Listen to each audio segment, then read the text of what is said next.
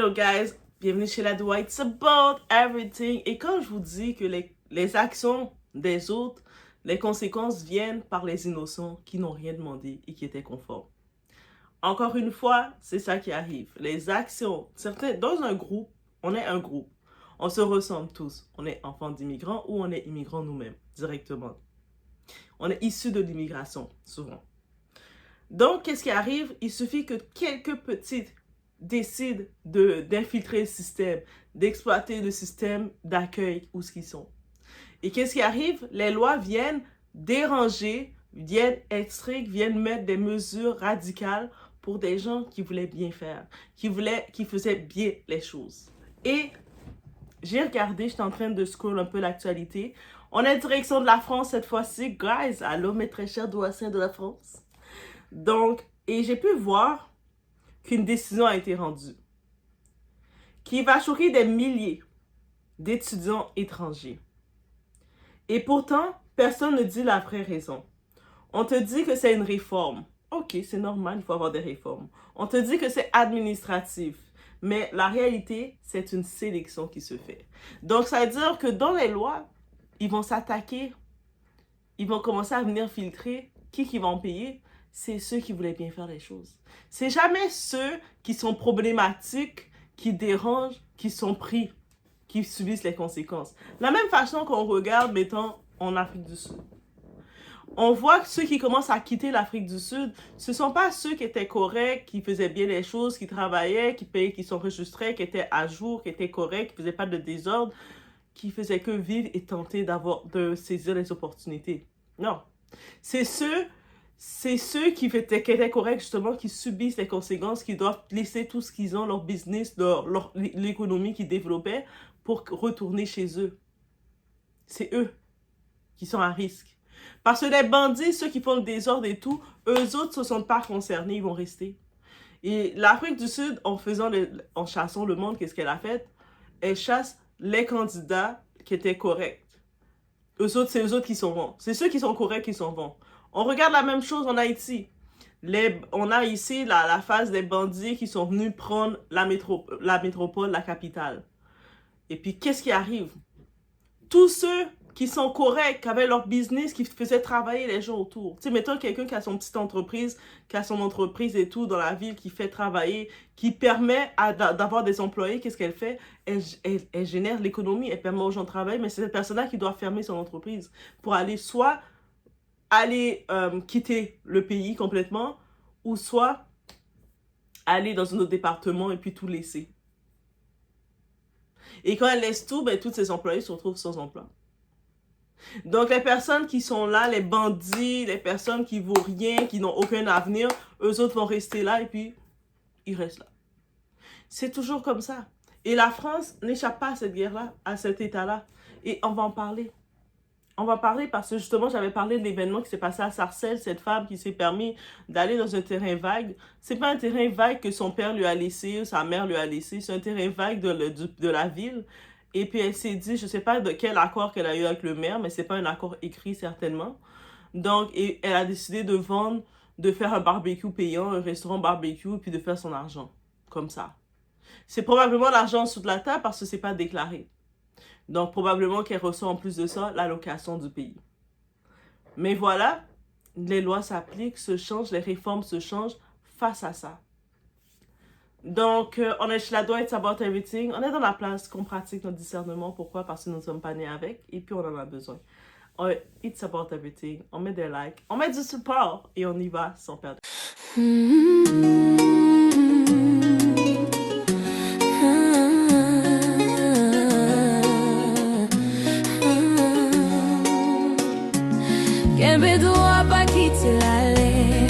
Donc, ce que j'ai pu comprendre, la fin des exonérations des frais de scolarité. Traduction simple. Étudier en France va coûter beaucoup plus cher. Si tu ne peux pas payer, tu ne viens plus. Aussi simple que ça. Donc, eux autres, leur nouvelle réforme, ça touche l'étudiant international. Tu payes plus.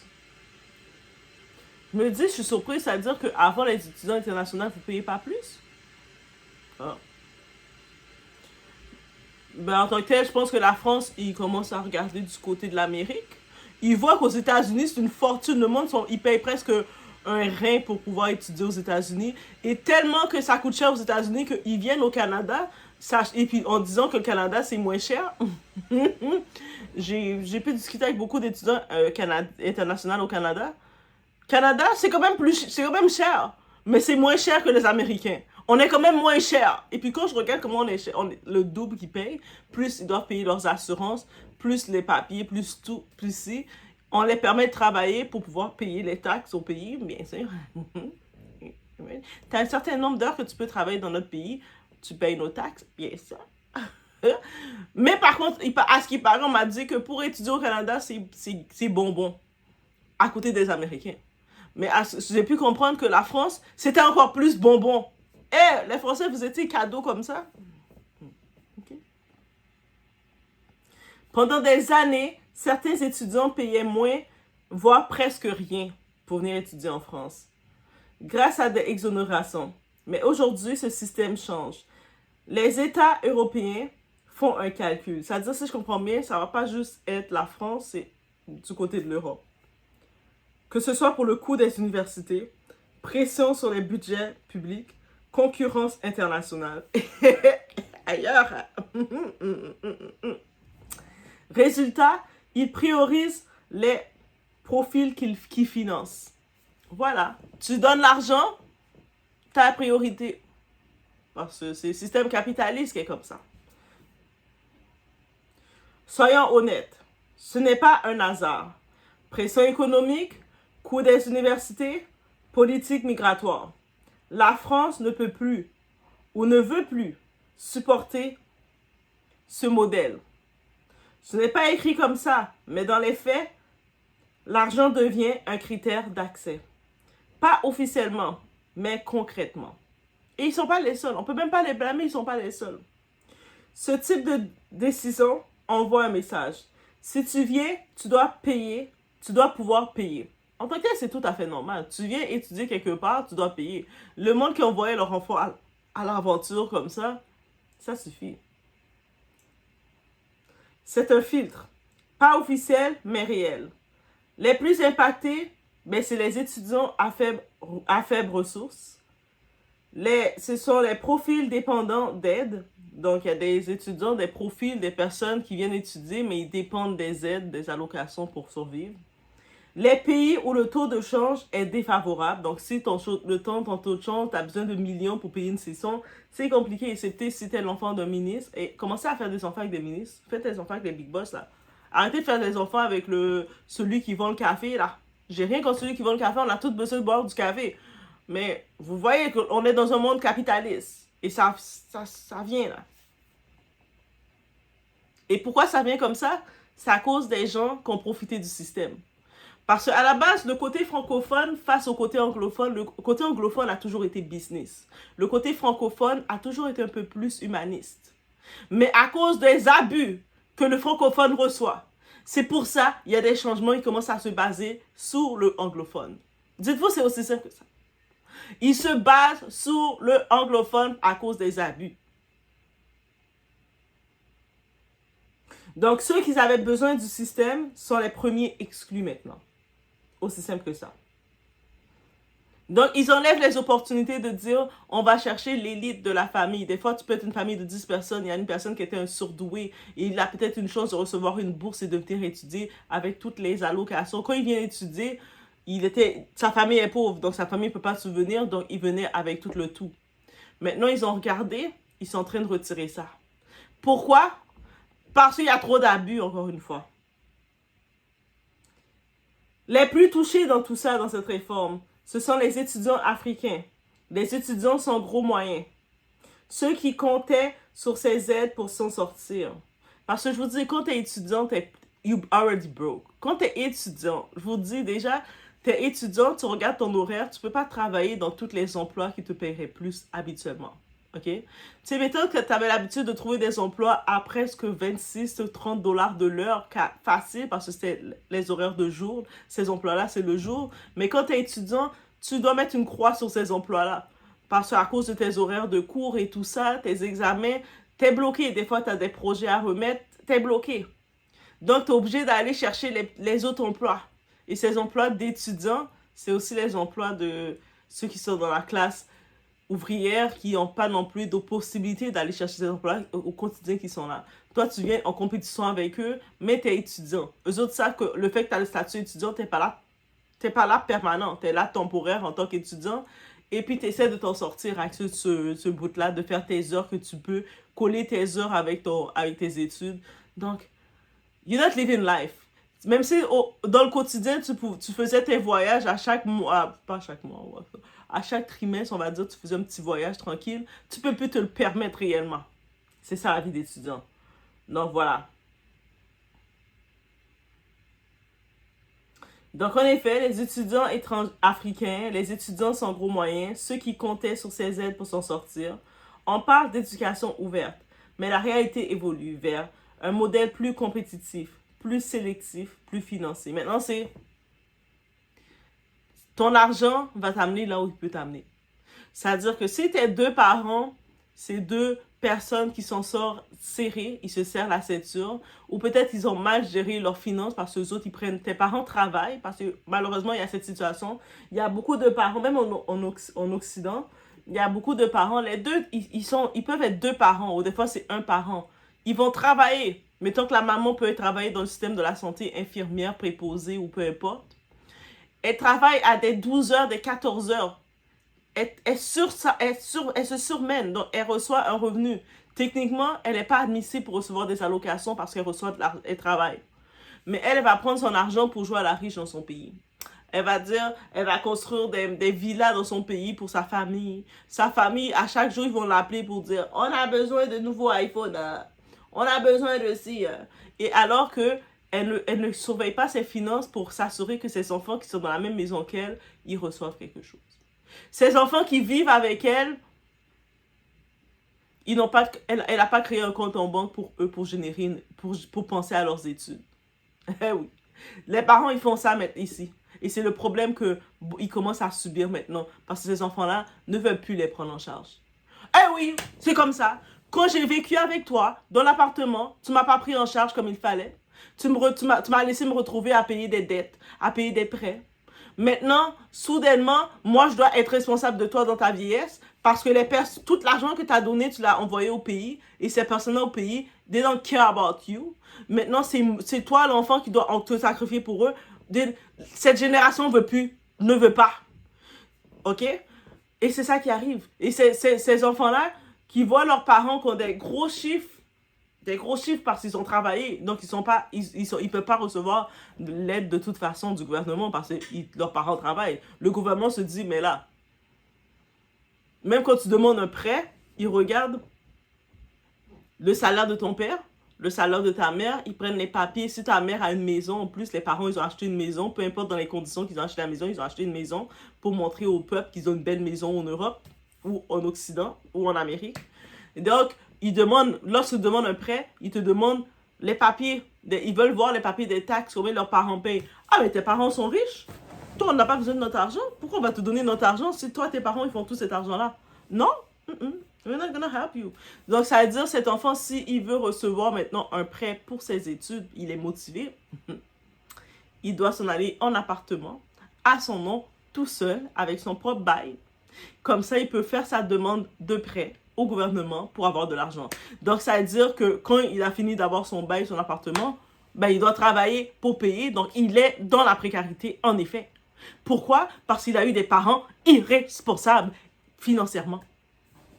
C'est ça qui arrive. Maintenant, ces enfants-là, c'est ça le trou qui se retrouve. Donc, ça veut dire que la capacité à payer pèse davantage. On parle d'éducation, mais en réalité, c'est aussi une question d'argent. Et quand l'argent devient la barrière, tout le monde n'a plus accès. Est-ce injuste? Pour certains, oui. Est-ce logique pour un État? Aussi. Parce qu'un pays ne pense pas en émotion, il pense en équilibre économique. Alors, la vraie question, est-ce que la France protège son système ou est-ce qu'elle ferme progressivement la porte? Alors, c'est la vraie question. L'éducation internationale est-elle un droit ou un investissement réservé à ceux qui peuvent suivre? Je serais partagée entre les deux. En vrai, je suis vraiment partagée entre les deux. Mais je me dis que oui, que pour pouvoir étudier à l'international, il y a des frais. Que ce soit les frais du logement, tu dois prévoir. Donc, ça veut dire que tu es un parent, ton enfant s'en va à l'international. Il y a des parents canadiens qui envoient leur enfant étudier l'architecture en Espagne ou qui les envoient, peu importe, dans les autres universités. Parce que d'avoir un bagage international dans ton diplôme, c'est toujours mieux. Il y a des parents américains qui envoient leurs enfants en Asie. C'est toujours mieux d'avoir un bagage international. C'est un plus d'avoir un bagage mondial dans ton dossier, dans ton profil, pour pouvoir, quand tu vas être sur le marché du travail, avoir le plus de l'international. Par contre, en effet, il y a préparation, ça exige. C'est-à-dire, si ce n'est pas le déclic pour vous dire, vous avez votre petit bout de chou, votre bébé, vous avez réclamé ce bébé-là toute votre vie. Vous avez votre bébé, là, le bébé est en train de parler, manger et tout ça. Votre bébé est supposé avoir son compte en banque. Allez lui créer son compte bancaire et commencer à déposer de l'argent dedans. Les plans que vous avez de dire, je veux construire la villa pour la famille, je veux construire ci, c'est pas mauvais. Mais votre enfant passe avant. C'est-à-dire que si vous avez prévu sortir 500 $ pour investir dans vos projets de construction, vous coupez ça en deux, vous prenez donc 250, vous déposez chaque quinzaine, chaque fois vous recevez votre paye dans le compte de votre enfant. Minimum. Quand vous recevez votre salaire, votre enfant, vous sortez l'argent, vous déposez directement dans son compte. Aussi simple. Vous avez un gain d'argent qui vient d'entrer, vous le déposez. Vous venez de recevoir 10 000 $. Eh, pardon, j'ai reçu 10 000 $. Vous prenez un 3 000 minimum, vous le déposez dans le compte de l'enfant. Et ça grossit comme ça. Et de ce côté, l'enfant a 2 parents. C'est-à-dire, si c'est 2 parents responsables, le côté, la mère, elle fait ça, elle a cette énergie pour l'enfant. Le père a l'énergie pour l'enfant. Facilement, quand l'enfant se retrouve vers les 16 ans, là, maintenant, on peut asseoir l'enfant à table. Vers les 15-16 ans, on assoit l'enfant à table, on regarde qu'est-ce que tu veux faire maintenant, mon très cher. Moi, j'aimerais bien étudier dans le domaine de la mode. OK, on regarde les bonnes écoles. Moi, j'aimerais bien étudier dans le domaine chirurgien. OK, on regarde les possibilités. Chirurgien, ça prend tel nombre d'études. Voici. Nous, voici comme tes parents, de notre côté, qu'est-ce qu'on a pu accumuler pour toi. Et là, on va regarder ensemble, du côté, on va prendre la map du monde, on va regarder les meilleures écoles, le top 10 des meilleures écoles avec le dossier de l'enfant, et puis on regarde où est-ce qu'on peut l'envoyer. Où est-ce que notre argent peut l'envoyer. Et pas juste l'envoyer, puis l'enfant se retrouve à la merci, parce que c'est déjà complexe d'être dans un pays étranger, sans tes parents, sans tes ressources, sans de même de devoir t'adapter. Donc, tu t'assures de donner les équipements nécessaires. Trop de personnes, ils envoient leur enfant comme ça, et leur enfant, la première année, ils essaient de s'en sortir, ils galèrent. La deuxième année, il y en a beaucoup qui sont dans des centres d'hébergement. Oui. Pendant que je faisais mon stage 2, j'ai croisé beaucoup qui étaient des étudiants étrangers à la base, qui avaient été envoyés par leur famille, et là, qui se retrouvaient à la rue, avec leur dernier recours de visa, en train de chercher comment ils feraient pour retourner dans leur pays. Donc, ils étaient littéralement à la rue. Ils devaient mettre leur nom pour pouvoir avoir accès à prendre leur douche dans le centre. Et quand je discutais avec eux, c'était ça le cas. Et même s'ils avaient certains membres de famille ou de tout qui connaissaient, ces familles-là, à quel point on peut t'aider? Ils ont leur propre dette, leur propre chose à gérer. C'est-à-dire, si toi, comme parent, tu as été irresponsable avec ton enfant, tu l'as envoyé comme ça. Et même si tu connaissais ta cousine qui était au pays, ta soeur, ton frère, eux autres n'ont pas leur propre facture. Même si moi, j'aurais mon petit bébé Doa qui arrive, mon petit bébé Doa, qui doit étudier, et je dis, ah, mais j'ai mon frère aux États-Unis, c'est beau, je vais l'envoyer étudier la mode aux États-Unis. Mon frère, c'est sûr qu'il serait son tonton. Il peut veiller à certains points sur l'enfant. Et de temps en temps, quand il voit son petit neveu, sa petite nièce, il peut dire, hey, ça va? Ouais, hey, tiens, 20 $. Hein. Ou tiens, viens, je t'amène manger. Ou de temps en temps, il peut regarder, faire des dépannages, ou peut-être venir faire des visites dans son appartement supervisé ou son appartement étudiant. Et pour sa chambre étudiante, regarder que tout est bien, que tout est rangé, faire des visites et s'assurer si l'enfant il comprend pas trop le système, l'accompagner dans certains rendez-vous. Mais est-ce qu'il peut prendre tout son budget familial et donner à mon enfant parce que moi j'étais irresponsable? Il peut pas le faire. Donc des fois, vous, les parents au pays, ils ont des attentes surréalistes. Ils ont fait, oh, on a fait ce qu'on devait faire, on a envoyé l'enfant en Occident. Mais l'enfant, il a 3 ans d'études, 4 ans d'études prévues, une année, ou peu importe le programme qu'il fait, il a un certain temps qu'il va faire aux études. Cet enfant ne va pas manger, où est-ce qu'il va dormir, le transport, tout ce qui vient avec. L'enfant se retrouve dépaysé. Non, ça veut dire que oui, il faut être préparé. Donc, si en plus la France, j'ai pu comprendre, ils avaient un programme, c'était le moins cher. Et puis, il y a beaucoup d'internationaux qui venaient, mais il n'y a pas beaucoup d'étrangers internationaux de l'Afrique qui allaient dans leur programme étudier. Donc, ça veut dire, maintenant qu'ils commencent à retirer ça, vous sentez, comment ils osent le retirer? Mais vous n'avez pas utilisé plus que ça, parce que la plupart des étudiants, dès qu'ils arrivaient en France, l'amour était plus important que tout. Ils trouvaient le moyen de trouver l'amour de leur vie, et puis de commencer à procréer, faire les enfants, en espérant changer leur statut d'étudiant pour devenir français. Vous pensez qu'ils ne voient pas ça? Vous pensez qu'ils ne vous suivent pas? Vous pensez que ça ne devient pas routinier? Des fois, au début, ils ne sont pas trop certains si c'est la faute comme ça que vous faites. Mais quand ils regardent leur dossier, ils voient que quelqu'un qui va travailler depuis 10 ans dans les bureaux comme ça, là, de la préfecture, et puis ils voient que depuis 10 ans, on va dire sur 50 cas de personnes, près de 40 personnes, c'est ça qu'ils font. Vous pensez que ça ne fait pas un déclic? Eux autres n'ont pas le discernement. Donc, c'est vous seulement qui savez arnaquer leur système. Eux autres ne savent pas, ils se rendent pas compte que vous les arnaquez. Mais au début, ils se disent, OK, c'est une petite vite, OK. Mais tu sais, des fois, tu laisses passer la personne une petite vite. Un moment, c'est fini. Tu commences à fermer le robinet. Tu commences à être sélectif. Tu dis, OK, la personne, tu vas venir étudier déjà. Si tu sais que la personne qui vient étudier chez toi va payer beaucoup d'argent, elle a intérêt à venir à l'école. Parce qu'il y a beaucoup d'étudiants étrangers, ils s'inscrivent dans le programme d'école, mais leur nom est juste dans la liste. Quand on fait les listes de présence, même le professeur va dire un nom, mais on va jamais voir cet étudiant-là. On a toujours un nom qui apparaît comme ça, random. Il y avait un nom qui apparaissait dans la liste, une certaine princesse. Un nom qui apparaît, princesse Intel, princessa Intel. T'es comme, mais tu l'as jamais vue de l'année, tu vas jamais la voir. Mais elle est dans la liste scolaire. C'est-à-dire que techniquement, s'il y a de l'argent qu'ils ont voir qu'ils payent, mais on voit pas ces personnes-là, ils se présentent même pas. Mais ça arrive beaucoup trop. Fait que si ils voient que ça arrive, le monde trouve ses moyens de frauder, ils n'ont pas le choix de monter les critères. Et c'est avec l'argent et de sélectionner le tout. De dire qu'on n'a rien contre les étudiants internationaux, les étudiants étrangers, mais on n'a pas le choix de filtrer parce qu'il y en a trop qui nous fraudent. Et ça suffit.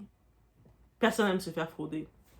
Donc, je vous laisse sur ce, guys. Let me know what you think. Et ça doit nous amener à réfléchir dans notre comportement. Parce que nos actions, les conséquences, elles finissent toujours par venir. Et souvent, ça vient dans la cour générale des gens qui n'ont rien demandé qui finissent par payer. Il y a des gens peut-être qui étaient dans une famille de nombreuses, peut-être de 10 enfants. Il y avait un qui avait réussi à avoir une bourse pour venir, lui vivait pour pouvoir étudier, il compte sur les aides. Parce que sa famille ne peut pas subvenir pour lui, il comptait sur les aides. Mais à cause de comportement de certains, il vient d'être privé. On vient de lui fermer la porte. Ou sinon, la porte est encore plus stricte pour lui. Voilà. Je laisse sur cette réflexion.